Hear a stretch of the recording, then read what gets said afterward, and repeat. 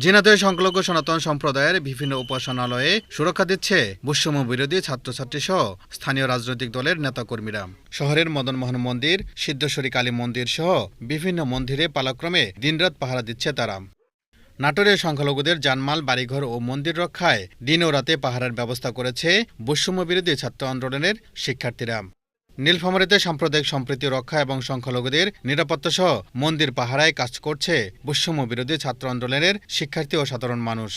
বরগুনায় ব্যবসা প্রতিষ্ঠানে হামলা ও লুটপাট প্রতিরোধে এবং ধর্মীয় উপাসনালয় রক্ষায় রাতভর পাহারা দিচ্ছে শিক্ষার্থী ও সাধারণ মানুষ। এছাড়াও জেলার বিভিন্ন সরকারি ও বেসরকারি স্থাপনার নিরাপত্তার রক্ষার্থে নৌবাহিনীকে বিভিন্ন স্থানে টহল দিতে দেখা গেছে।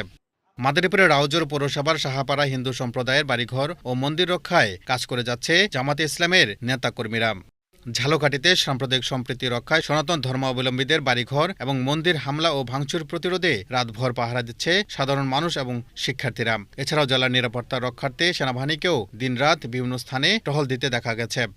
নারায়ণগঞ্জে সাম্প্রদায়িক সম্প্রীতি বজায় রাখতে মন্দিরসহ বিভিন্ন ধর্মীয় উপাসনালয়ে পাহারা দিচ্ছে বিভিন্ন রাজনৈতিক দলের নেতাকর্মী ও শিক্ষার্থীরা।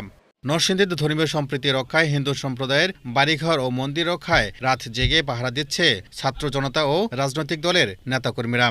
দেশে চলমান পরিস্থিতিতে নেত্রকোনায় সংখ্যালঘুদের ধর্মীয় উপাসনালয় সহ জানমালের নিরাপত্তায় কাজ করছে ছাত্র জনতা। কোনো অবস্থাতেই যেন অনাকাঙ্ক্ষিত ঘটনা না ঘটে সেজন্য সকলকে আশ্বস্ত করছেন তারা।